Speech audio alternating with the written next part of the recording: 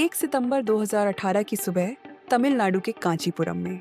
जब विजय कुमार रात भर काम में व्यस्त रहने के बाद घर लौटे तो उन्होंने दरवाजे पर ताला लगा देखा और चौंक गए, क्योंकि घर के अंदर उनकी पत्नी अभिरामी और दोनों बच्चे रहते थे और इतनी सुबह उनका बिना बताए बाहर जाना बिल्कुल सामान्य बात नहीं थी। इसलिए विजय ने नीचे के किराएदारों और आस पड़ोस के लोगों से पूछा, लेकिन किसी ने भी अभिरामी और बच्चों को बाहर जाते हुए नहीं देखा था। फिर विजय ने पत्नी को कॉल किया, लेकिन उसका मोबाइल स्विच ऑफ था। इस वजह से बिना देर किए उन्होंने घर का ताला तोड़ा और अंदर दाखिल हुए। शुरुआत में सब कुछ सामान्य लग रहा था, लेकिन जैसे ही वो बेडरूम तक पहुंचे, उनके कदम थम गए, क्योंकि सामने बिस्तर पर उनके दोनों बच्चे लाइफलेस पड़े थे, यानी दोनों की मौत हो चुकी थी। विजय समझ नहीं पा रहे थे कि बच्चों के साथ ऐसा कैसे हुआ, इसलिए उन्होंने तुरंत पुलिस को सूचना दी। थोड़ी ही देर में पुलिस मौके पर पहुंची और बच्चों के शवों को पोस्टमार्टम के लिए भेज दिया। तब रिपोर्ट में सामने आया कि बेटे की मौत दम घुटने से हुई थी, जबकि बेटी की मौत नींद की गोलियों की ओवरडोज से। यानी ये कोई प्राकृतिक मौत नहीं थी, बल्कि एक सोचा समझा हत्या का मामला था। विजय कुमार अपनी पत्नी अभिरामी, 6 साल के बेटे अजय और 4 साल की बेटी कार्तिका के साथ कांचीपुरम के इस किराए के मकान में रहते थे। विजय एक प्राइवेट बैंक में नौकरी करते थे। रोज सुबह काम पर निकल जाना और देर शाम घर लौटना उनकी दिनचर्या का हिस्सा था। वही अभिरामी घर पर रहकर बच्चों की देखभाल करती थी। कुल मिलाकर उनकी जिंदगी बिल्कुल एक साधारण मध्यम वर्गीय परिवार जैसी थी। लेकिन इस घटना ने सब कुछ बदल दिया। जांच शुरू होते ही पुलिस ने सबसे पहले विजय से पूरी घटना की जानकारी ली। तब ये साफ हुआ कि घर का दरवाजा बाहर से बंद था और अभिरामी गायब थी। इस वजह से शुरुआती शक सीधा उसी पर गया, इसलिए पुलिस ने उसकी कॉल डिटेल्स खंगालनी शुरू की।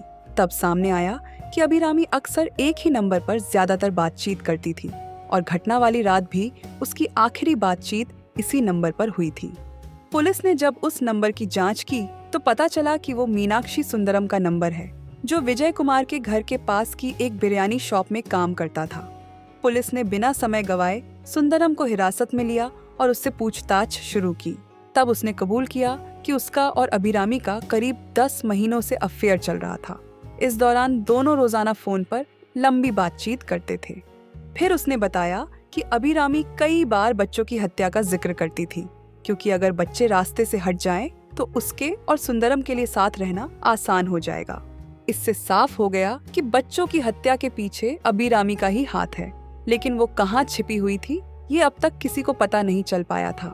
इसलिए 2 सितंबर को पुलिस ने सुंदरम को दोबारा पूछताछ के लिए बुलाया। उस दौरान उसके फोन पर एक कॉल आई। पुलिस ने उस कॉल को स्पीकर पर उठवाया। तब दूसरी तरफ अभिरामी थी, जो उस वक्त कन्याकुमारी में छिपी हुई थी।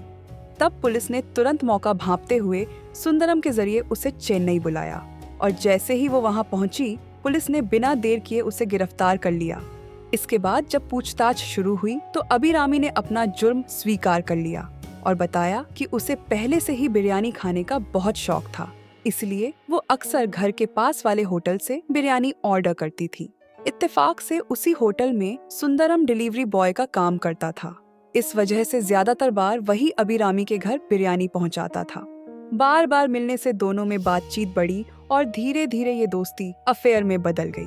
फिर सुंदरम के साथ जिंदगी बिताने की चाहत में अभिरामी ने अपने ही परिवार को खत्म करने का प्लान बना लिया।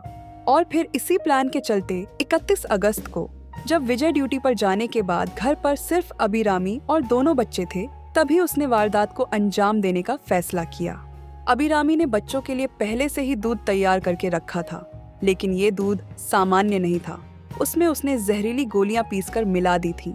इसके बाद उसने दोनों बच्चों को एक एक गिलास दिया, लेकिन दूध का स्वाद अजीब लगने पर अजय ने पीने से मना कर दिया और गिलास फेंक दिया। वही छोटी बेटी कार्तिका कुछ समझ नहीं पाई और अभिरामी ने उसे जबरदस्ती दूध पिला दिया, जिससे कुछ ही देर में कार्तिका की मौत हो गई। लेकिन अजय अब भी जिंदा था। ऐसे में अभिरामी के पास कोई रास्ता नहीं बचा, इसलिए उसने तकिए से अजय का दम घोंटकर उसकी भी जान ले ली। ये सब करते करते शाम का समय हो चुका था। अभिरामी जानती थी कि विजय किसी भी वक्त घर लौट सकते हैं। ऐसे हालात में बच्चों की लाश को छिपाने या ठिकाने लगाने का उसके पास पर्याप्त समय नहीं था। इसलिए उसने जल्दी जल्दी घर को बाहर से ताला लगाया और वहां से निकल गई। उधर 31 अगस्त यानी महीने का आखिरी दिन होने की वजह से बैंक में बहुत ज्यादा काम का दबाव था। इसी कारण से विजय को देर रात तक वहीं रुकना पड़ा और जब अगले दिन वो घर पहुंचे तब तक सब कुछ खत्म हो चुका था। लेकिन बाद में पूछताछ के दौरान अभिरामी ने 2 बड़े खुलासे किए। पहला ये कि उसने इस घटना को अकेले अंजाम नहीं दिया था, बल्कि इसमें सुंदरम की भी मदद थी। जैसे बच्चों को दी गई जहरीली गोलियां सुंदरम ने ही लाकर दी थी। और दूसरा खुलासा ये था कि अभिरामी का इरादा सिर्फ बच्चों तक सीमित नहीं था। उसके दिमाग में साफ था कि अगर विजय जिंदा रहा तो सुंदरम के साथ उसका रिश्ता कभी आगे नहीं बढ़ पाएगा। इसीलिए उसने तय कर लिया था कि बच्चों के बाद विजय को भी रास्ते से हटा देना है।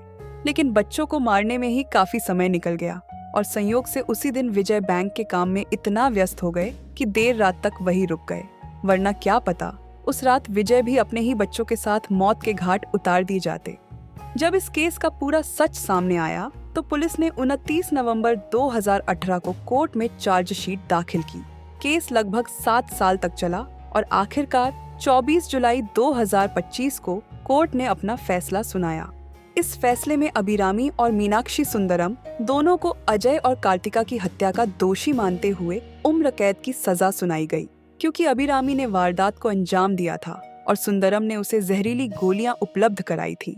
इसी वजह से कोर्ट ने सुंदरम को भी बराबर का गुनहगार ठहराया। लेकिन इस घटना ने ये भी दिखा दिया कि गलत रिश्तों की चाहत इंसान को किस हद तक गिरा सकती है।